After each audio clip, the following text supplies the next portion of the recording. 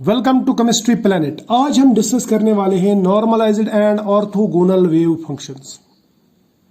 इसके साथ में हम देखेंगे कि नॉर्मलाइजेशन क्या होता है, ऑर्थोगोनलिटी क्या होता है और नॉर्मलाइजेशन कांस्टेंट क्या है। ये सभी पॉइंट्स हम डिस्कस करेंगे और एक सिंपल लैंग्वेज में बहुत ही ईजी तरीके से समझने की कोशिश करेंगे।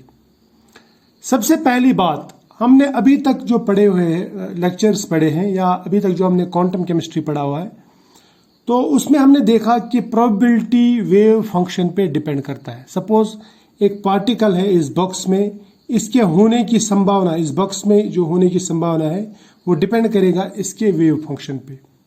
सपोज ये एक इलेक्ट्रॉन है, तो इलेक्ट्रॉन का जो वेव है, उस वेव का जितना एम्पलीट्यूड ज़्यादा होगा, या मैं बोलूँगा उसका वेव फंक्शन जितना ज़्यादा होगा, उससे उसी हिसाब से उसकी प्रोबेबिलिटी भी बनेगी।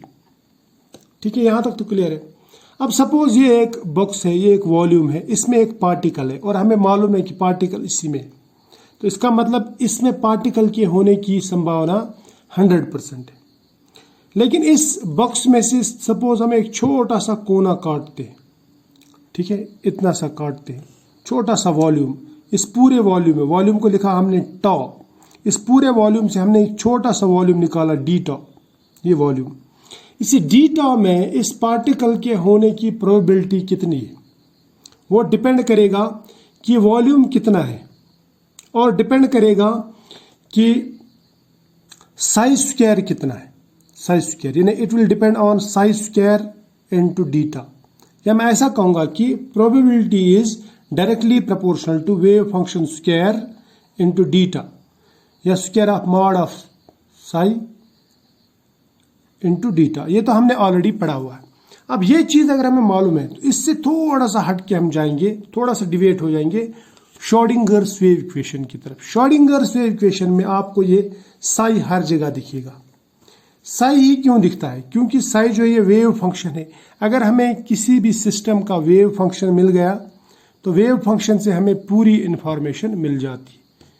ये तो हमने ऑलरेडी पढ़ा हुआ है ना, और ये समझ भी लेना और दिमाग में भी रख लेना।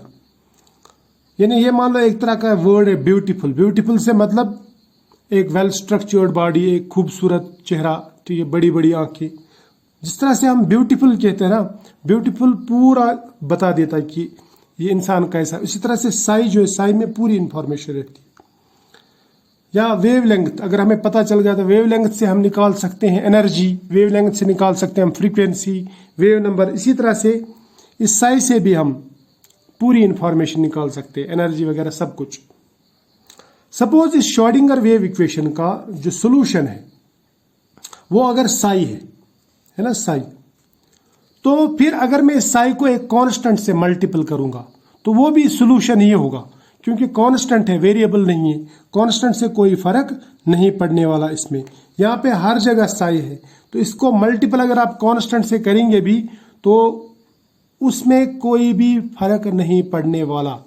ठीक है, कोई भी फर्क नहीं पड़ने वाला सोल्यूशन में। क्लियर? तो मैं यही कह सकता हूँ, if psi is a solution of this equation, N psi is also a solution. N क्या है? एक कांस्टेंट फैक्टर।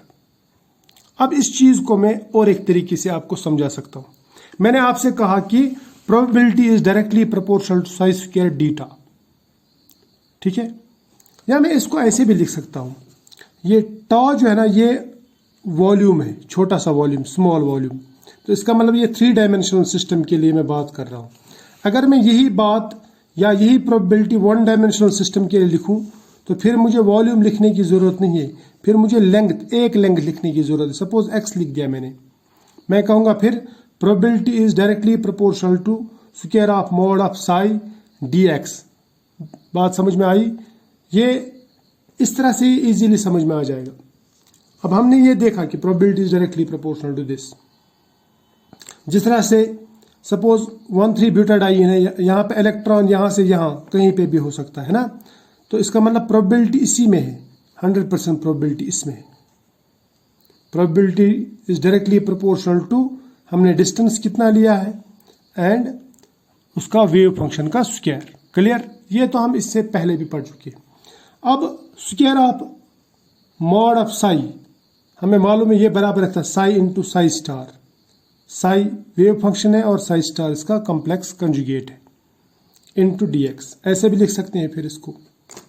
ठीक है, अब अगर मैं इस प्रोपोर्शनलिटी को हटा दूं तो मुझे एक प्रोपोर्शनलिटी कांस्टेंट लगाना पड़ेगा, और वो प्रोपोर्शनलिटी कांस्टेंट लगाता हूं मैं सपोज n, तो इस साई के साथ में भी n, इसके साथ में भी n, तो कोई फर्क नहीं पड़ता।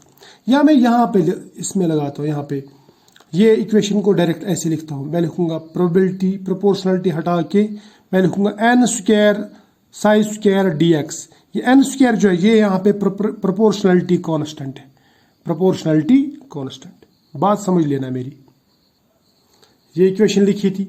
अब इसमें अगर n 1 के बराबर है, फिर मैं ऐसा लिख सकता हूं कि probability is equal to psi square dx। ठीक है, यानी square of mod of psi into dx, ये है ना। लेकिन कब? जब n 1 के बराबर है। बात मेरी समझ लेना, ये तो एक लेंथ में हो गया है ना। अगर मैं वॉल्यूम के लिए लिखूं तो मैं लिखूंगा यहाँ पे dx के बदले में डीटा, है ना, बहुत इजी है। अब अगर n 1 के बराबर नहीं है, फिर मैं इस n स्क्वायर को नहीं हटा सकता, फिर मुझे ऐसा लिखना पड़ेगा probability is equal to n square या square into square of mod of psi dx। ठीक है, दो कंडीशंस है, n 1 के बराबर भी हो सकता है और n 1 के बराबर नहीं भी हो सकता। अगर 1 के बराबर है तो सिंपल ये इक्वेशन बनेगी, अगर 1 के बराबर नहीं है तो ये इक्वेशन बनेगी। अब पहली वाली इक्वेशन लेते हैं। पहली वाली इक्वेशन में हमने एक छोटी सी लेंथ ले ली। सपोज ये लेंथ है, इस लेंथ में से छोटा सा पार्ट मैंने देखा, ए पार्ट, इस पार्ट में देख रहा हूं मैं ये dx है सपोज, इसमें देख रहा हूं मैं प्रोबेबिलिटी कितनी है, तो वो प्रोबेबिलिटी ऐसे दिखा सकता हूं मैं। अब मुझे अगर पूरी इसमें दिखानी होगी, पूरी लेंथ में प्रोबेबिलिटी, तो मैं क्या कहूँगा या मैं क्या करूँगा, मैं सिंपली ये जो इक्वेशन है इसको इंटीग्रेशन करूँगा from this end to this end, यानी from minus infinity to plus infinity, या मैं कहूँगा ओवरऑल स्पेस पे या ओवरऑल लेंथ पे मैं यहाँ पे इंटीग्रेशन करूँगा। ठीक है, ताकि मुझे इस पूरे रीजन में प्रोबेबिलिटी मिल जाए। ठीक, अब देखो इक्वेशन 1 के हिसाब से सपोज इलेक्ट्रॉन यहाँ पे कहीं पे है, यहाँ पे इलेक्ट्रॉन सपोज, ठीक, और इसको मैं इंटीग्रेशन कर रहा हूँ इस इक्वेशन को ओवरऑल स्पेस, यानी from minus infinity to plus infinity. Clear? तो यहाँ पे तो इलेक्ट्रॉन कहीं ना कहीं मुझे मिल जाएगा, यानी पार्टिकल कहीं ना कहीं मिल जाएगा। तो फिर मैं यह कहूँगा कि अगर मैंने इसकी इंटीग्रेशन की, आप इसको square of mod of Sai लिखो या साई इंटू साई स्टार लिखो, एक ही बात है। इसके ऊपर मैंने इंटीग्रेशन की तो मुझे वो इंटीग्रेशन का सोल्यूशन 1 मिलना चाहिए। 1 क्यों? 1 मीन्स ये प्रोबेबिलिटी है, ये प्रोबेबिलिटी मुझे 100% मिलनी चाहिए, क्योंकि ये प्रोबेबिलिटी है ना।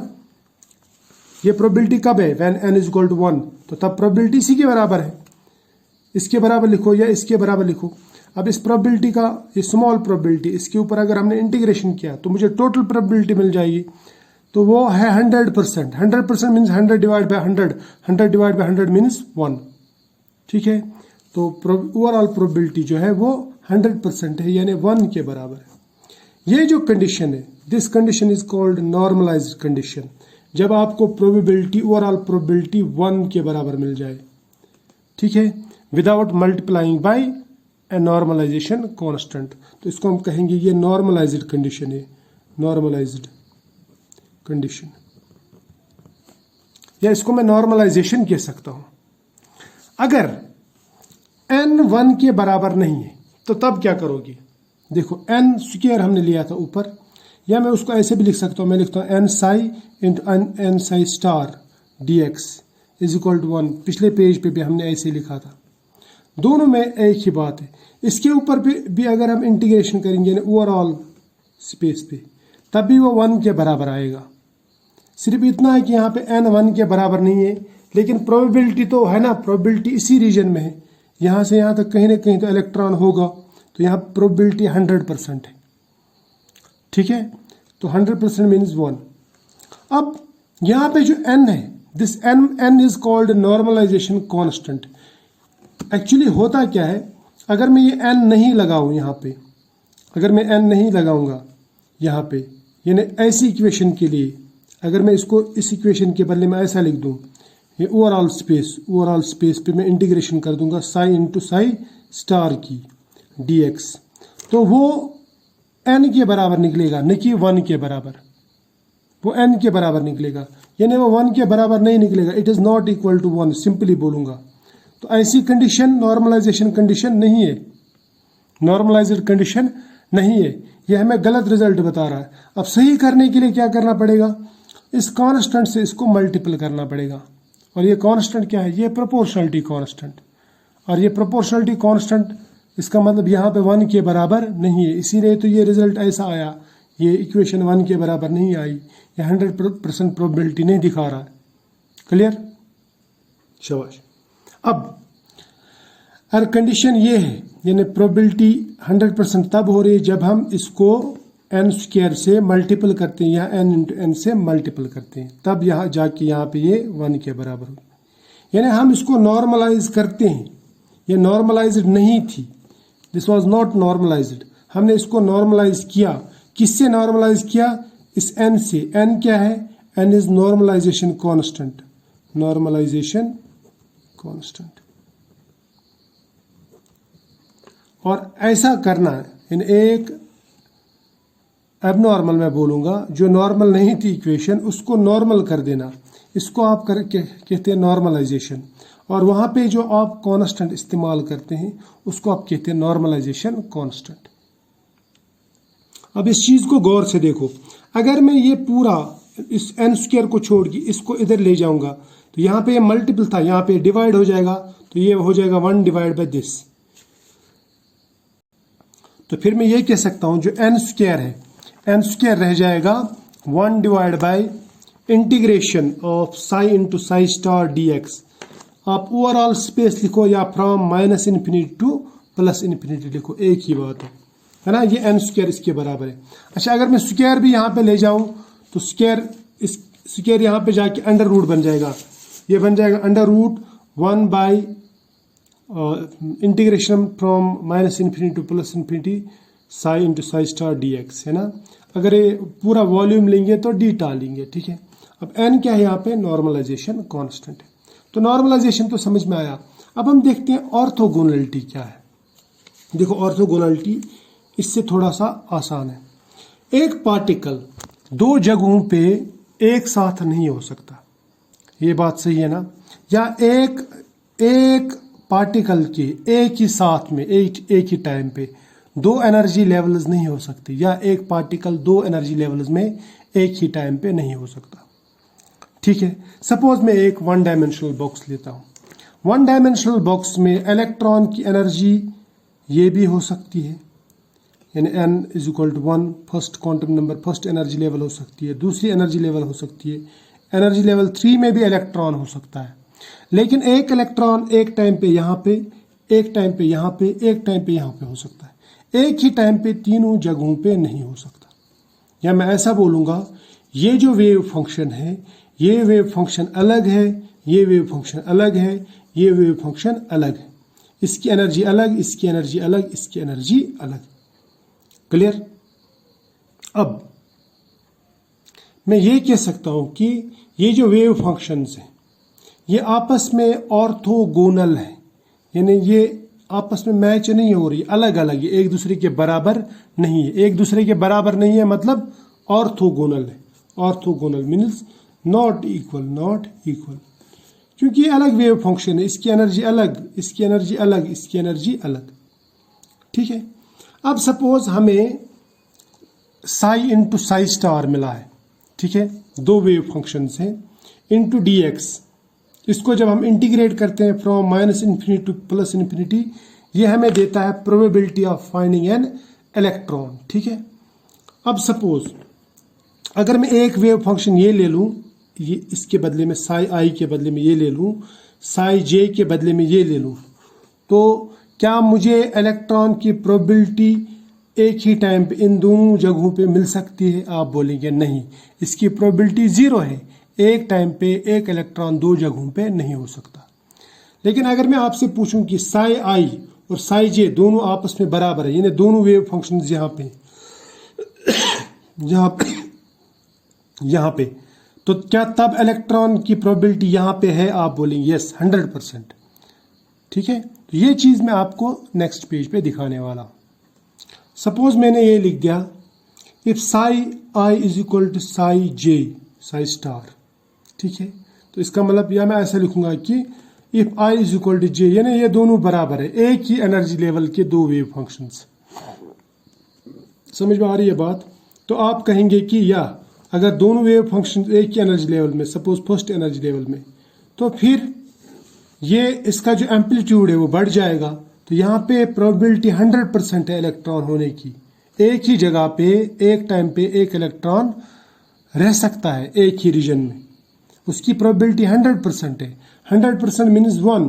तो इसको मैं बोलूंगा फिर ये नॉर्मलाइज्ड कंडीशन, यानी if I is equal to J, दोनों बराबर है, ऐसी कंडीशन कहलाती है नॉर्मलाइज्ड कंडीशन। अब सपोज ऐसी कंडीशन आ गई if I is not equal to J. ठीक है, ये मान लो एक कंडीशन है I is equal to J, दोनों बराबर है। तो ऐसा है तो प्रोबेबिलिटी 100%। लेकिन अगर ऐसा है ये अलग और ये अलग, ये दोनों आपस में बराबर नहीं है, फिर ये आपस में नेगेटिव इंटरफेरेंस करेंगे। या मैं ऐसा भी कह सकता हूँ एक ऑर्बिटल है, इसमें एक वेव ऐसे बन रही है, फिर दूसरी वेव भी ऐसे बन रही है, तो यहाँ पे तो एम्पलीट्यूड बढ़ेगा। लेकिन ऐसा अगर होगा एक वेव ऐसे बन रही, दूसरी वेव फिर ऐसे बन रही अलग, यानी दोनों का एम्पलीट्यूड बराबर नहीं है, दोनों का वेव फंक्शन बराबर नहीं है, तो आप बोलेंगे कि ऐसा पॉसिबल नहीं है। या सिंपली बोल सकता हूँ मैं दो एनर्जी लेवल्स पे या दो जगहों पे एक इलेक्ट्रॉन एक ही वक्त में नहीं रह सकता।